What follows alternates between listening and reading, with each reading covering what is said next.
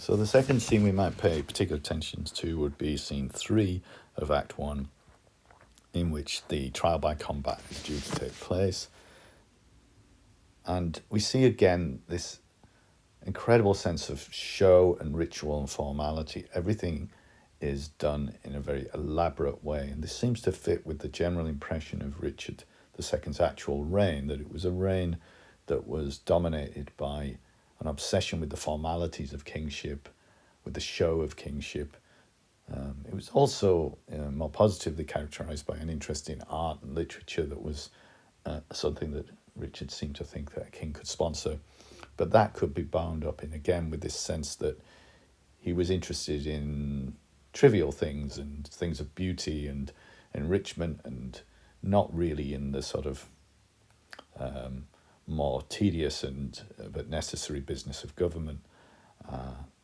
It's suggested that he wasn't really a strong leader, and that some of the gains that his grandfather had made in France were starting to be lost under him because he wasn't fighting the French as part of the ongoing 100 Years' War. Richard's reign was a bit of a lapse in that. But he seems to love the idea of kingship, the show of kingship, the privilege of kingship, the ritual of kingship. And here we see it again in this extremely ritualized scene. Again, one of the things you can look at in Shakespeare's depiction of this era is that he's seeing an old world, a medieval world that is about 200 years before his time. So he's looking back on things and saying, that's how it was then. And there's a certain kind of quaintness and beauty and loveliness about it, but that it's also a kind of weakness that could be exploited, and is by the more cynical and practical Bolingbroke. So all this sense of kingship as being a thing of ritual and show is cut through very well by Bolingbroke. He plays along with it when he needs to, but when he's in charge, things happen much more quickly, is the idea at least. And to begin with, that seems to happen when he comes back, as we'll see later in the play. He seems to be a man of action then, although by the end of the play, he seems to have fallen into weaknesses that are not that dissimilar for Richard's. And that's, again, part of the tragedy of the play that suggests that he replaced one weak king only to have another one take over. That's pretty much the sort of essence of politics throughout history, that we always kind of put our faith in a regime change, expecting things to improve, and they rarely do. So the beginning of the scene, it's extremely long-winded. There's trumpets, there's Marshall reading things out. There's a formal recognition of who's who. They have to name themselves in a very formal way and name their complaint and their claim for justice. And so Mowbray first, then Bolingbroke go through this complex and long-winded ritual, which we might suggest Richard enjoys. He finds all this charming and delightful. And again, it seems to suggest that he's still in a position of power at this moment. He's still commanding things. And there's great respect shown by both Bolingbroke and Mowbray to Richard's power. And indeed, Bolingbroke seems to show that respect right up until the moment where Richard resigns his power. Speeches are long and wordy and full of airy rhetoric. But there's an undercurrent of bitterness there, particularly. Bolingbroke seems to be really angry about something. It's never quite clear what exactly, but he seems to be blaming Mowbray for all sorts of terrible things. And so we seem to be heading towards this rather dramatic joust or combat between these two. Again, there's another layer of kind of ritual with heralds having to announce, having already had it all announced, heralds announce again who's about to fight whom, and trumpets sound again. But just as the trumpets are sounding at just between line 115 and 120, the trumpets are sounding to begin the battle. Richard throws his warder down, so throws some kind of symbol of power down. It's various things it could be, but throws something down to say stop. And the marshal says, stay, the king has thrown his warder down. Presumably he stops it because, as I said in the previous video, he's aware that if trial by combat is what they believe it to be, an invitation for God to choose the person who is in the right, then probably Bolingbroke's going to win because he is in the right. Mowbray is a traitor to England in the sense that he has murdered the Duke of Gloucester, but worse still, he's done it because Richard told him to. And so it's going to make Richard look bad. However, Richard never seems to care enough about looking bad, I suppose. So he stops the battle, but he doesn't solve the problem in a way that makes it go away properly. And so there's perhaps indecisiveness there, which is perhaps another one of his hamartia, that he is indecisive. He doesn't make the right decisions when he does make decisions, and he doesn't come quickly to decisions or stick to decisions. So he's a vacillating and weak leader, but also he's still not quite grasped the fact that he does need the support of the people around him to maintain his kingship. He's still perhaps rather complacent about the fact that he can still control this situation quite easily, which is not uncommon sort of trait amongst failing leaders, that they're overconfident. They think everything's going my way, everything's going to be fine, nothing's going to change. But these scenes actually do represent the beginnings, the seeds of his downfall, of course. By exiling Bolingbroke, he thinks he's solved the problem, but in fact he's just created a bigger problem. There's something in waiting that's going to come and get him.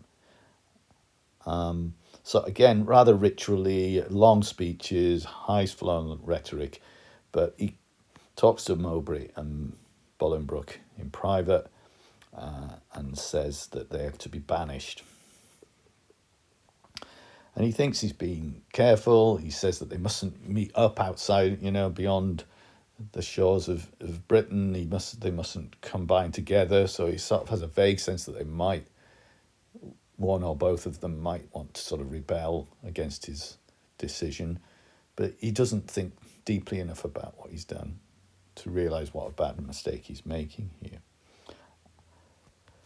Again, it takes a long time for anything to get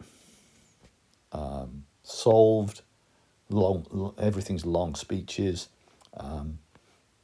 But Mowbray and Bolingbroke both seem to accept their fate. So again, in the early part of the play, there seems to be, right up to the point really where Richard resigns his power, there seems to be a willingness from everybody to support him, if only he would allow them to, really, and behave in a way that would allow them to continue to support him. There isn't a fierce rebelliousness about these scenes. There's just an undercurrent of discontent that he doesn't deal with. He notices that Gaunt is really unhappy and miserable about the exile of his son. And Gaunt has a sense that he will never see his son alive again. That it doesn't matter how many years he's sent away for, that Gaunt hasn't got long to live. And this is one of the prophecies within the play. There's little prophetic moments within the play, and here's one. Gaunt is absolutely right. He's going to die within a couple of scenes, and so he will never see Bolingbroke alive. And obviously that is the precipitation of the biggest problem in the play, that when Gaunt dies, Bolingbroke wants to claim his inheritance. But again, Richard doesn't seem to have anticipated that if Gaunt dies, what will happen with Bolingbroke? He has no plan for that. He then does, again, another little sign of his vacillation, in that he says to Bolingbroke, "Oh, well, actually, I'll give you a few years off, but Mowbray can have 10 years exile, you can have a few less," as if that's going to make Bolingbroke and Gaunt happier in some way. But it just, again, probably underlines that Richard is a weaker leader, that he doesn't understand that you've got to make decisions that are correct from the beginning, and to cut it down to 6 years doesn't make much difference really to Gaunt. He says, "I'm still going to die before he gets back." So Richard, again, thinks he's sorted everything out because he's just too arrogant to realise the problems that he's creating, and too arrogant to realise that his position is not as strong as he thinks it is. He thinks his position is impregnable, indefeatable. There's nothing can ever change that. He is king. Of course he's king. You might as well say he's not Richard if you say he's not king, and of course he is. But that's not the case. His kingship is always under the threat of somebody stepping in and saying you can't be king anymore. Now, he ought to know, historically, this had happened before. About 100 years previously, Edward II had his kingship taken off him by his own son, for similar reasons to what's said in this play as to why Richard gets dethroned, that he listened to the wrong advisors, that he'd privileged people that he shouldn't, that he'd supported people that didn't deserve his support. And similarly, and perhaps much more truthfully, Edward II was accused of taking male lovers and then giving them many privileges and titles and allowing them to have power. But that had happened 100 years before. Richard II doesn't seem to be conscious that that could happen to him. The scene ends significantly enough with Gaunt and Bolingbroke saying goodbye. Now, this seems to indicate that the power is not with Richard. Usually in Shakespeare plays, the powerful characters remain on stage at the end of scenes, most memorably in Richard III, where he has the evil, villainous Richard III make soliloquies at the beginning and ends of scenes saying, I'm going to do this terrible thing. And then he does this terrible thing. And at the end he says, haha, I did that terrible thing. And he seems powerful and in charge until things turn against him.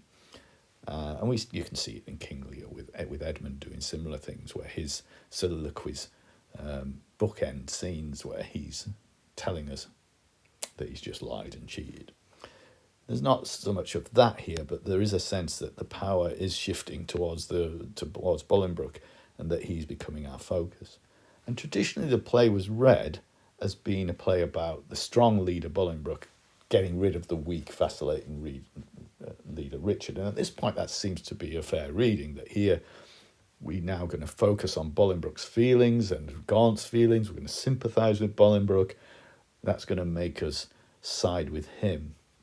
However, for whatever reason, Shakespeare seems to change his mind, and he doesn't develop Bolingbroke as an interesting and likeable character. Instead, he sees him as a sort of symbol of a kind of mechanical, soulless, technocratic, managerial approach to life, a sort of heartless machine come to take power. The ending of an era of sort of poetry and majesty and colour and quaintness to be replaced by an era of dreary fact and dullness. So there's nobody later in the play that is going to side with Bolingbroke, particularly because he's an absolute bore at best and a brutal and murderous leader also, that many people are getting their heads cut off because he's come to charge. Whereas we only know of one person who's died because of Richard, which is his uncle Gloucester, but we don't even see that on stage. So the ending of the scene, however, does seem to set up more problems for Richard, that Bolingbroke is going to build resentment about being exiled, that his own father Gaunt may never see him again, and that we're supposed to feel sorry for Bolingbroke, feel sorry for Gaunt, and feel that Richard's made a mistake. His tragedy is unfolding because of his own foolishness. He's making poor decisions, not realising the consequence of his decisions, and things are just going to, very quickly in fact, go sour for him.